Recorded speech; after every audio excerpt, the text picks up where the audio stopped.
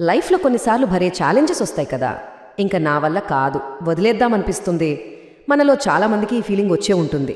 కానీ సరిగ్గా అలాంటి టైంలోనే కొన్ని మాటలు మనకు $1,000,000 కంటే ఎక్కువ విలువైన శక్తినిస్తాయి. సో ఈరోజు మనల్ని ముందుకు నడిపించే అలాంటి కొన్ని పవర్ఫుల్ ఐడియాస్ గురించి తెలుసుకుందాం. సరే, ఈరోజు మనం ఒక 5 ముఖ్యమైన విషయాల గురించి మాట్లాడుకోబోతున్నాం.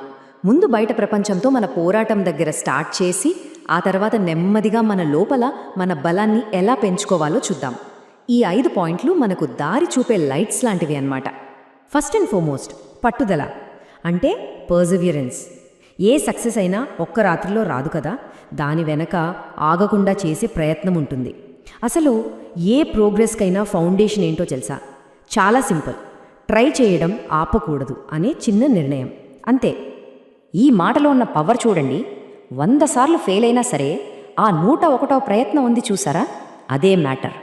అంటే ఇక్కడ పాయింట్ ఏంటంటే ఫెయిల్యూర్ అనేది ఎండ్ కాదు, జస్ట్ ఒక కామా.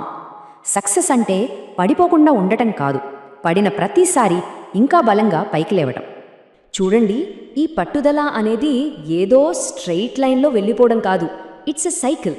మనం ప్రయత్నిస్తాం, తడబడతాం, దాని నుంచి ఏదో ఒకటి నేర్చుకుంటాం, మళ్ళీ ప్రయత్నిస్తాం. చూడ్డానికి సింపుల్గా ఉన్న ఈ సైకిల్లోనే ఉంది అసలు మ్యాజిక్ అంతా. సో ఫైనల్గా ఒక్కటే గుర్తుపెట్టుకోవాలి, మనం పడే కష్టం, మనం చూపించే ఓపిక ఏదీ వేస్ట్ అవ్వదు. రిజల్ట్ కాస్త లేట్ అవ్వచ్చేమో, కానీ అది చాలా స్వీట్గా ఉంటుంది.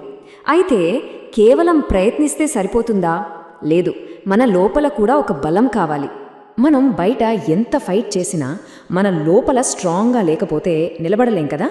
అందుకే మన రెండో పాయింట్, అంతర్గత కోట. అసలైన బలం బయటి పరిస్థితుల నుంచి కాదు, మన సెల్ఫ్ కాన్ఫిడెన్స్ నుంచే వస్తుంది. ఈ మాట చూడండి, నా ఆత్మవిశ్వాసానికి నేనే సైన్యం. ఎంత పవర్ఫుల్ కదా.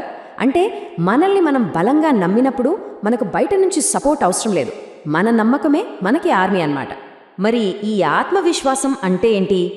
సింపుల్గా నేను గెలుస్తా అని అనుకోవడం కాదు, ఏదైనా రాని నేను తట్టుకోగలను అనే ధైర్యం.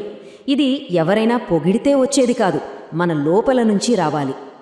బలం అంటే ఎప్పుడూ అటాక్ చేయడమే కాదు, కొన్నిసార్లు ఓపికగా ఉండటమే అసలైన బలం.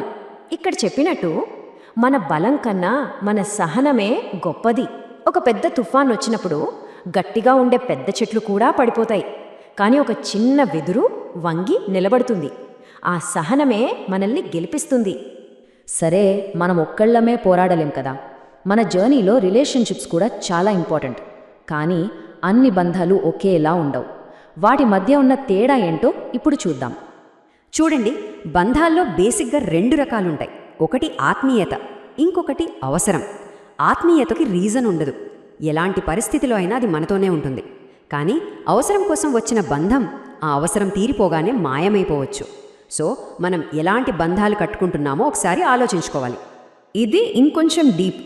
మనల్ని ప్రేమించే వాళ్ళని ప్రేమించడం చాలా ఈజీ, కానీ తిరిగి ఏమీ ఆశించకుండా ప్రేమించగలగడం, అదే అసలు ఛాలెంజ్. బహుశా అదే నిజమైన ఆత్మీయత.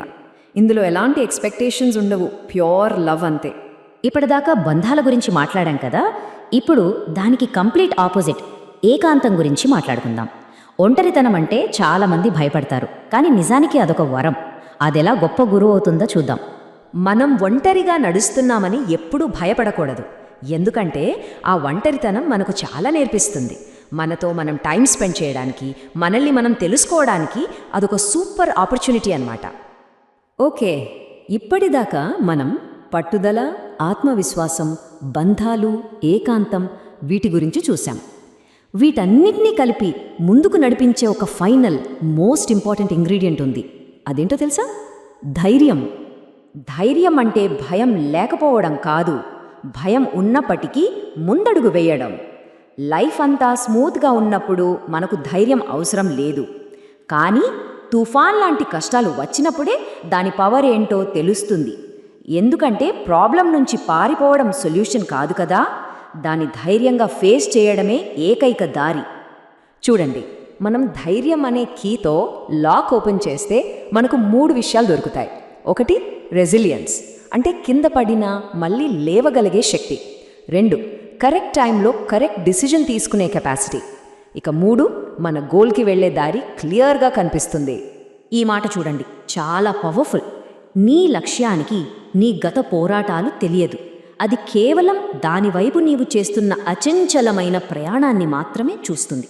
అంటే మనం పాస్ట్లో ఎంత స్ట్రగుల్ అయ్యామనేది మన గోల్కి అనవసరం. మనం ఇప్పుడు ఎంత పట్టుదలగా దానివైపు వెళ్తున్నాం అనేదే ముఖ్యం. సరే, ఇక ఫైనల్గా ఒక్క ప్రశ్న. ఈరోజు మనం మాట్లాడుకున్న ఈ మాటల్లో మనల్ని ముందుకు నడిపించే ఆ ఒక్క మాటేది? మనకెక్కువ బలాన్నిచ్చేదేది? ఒక్కసారి మనసులో అనుకుందాం.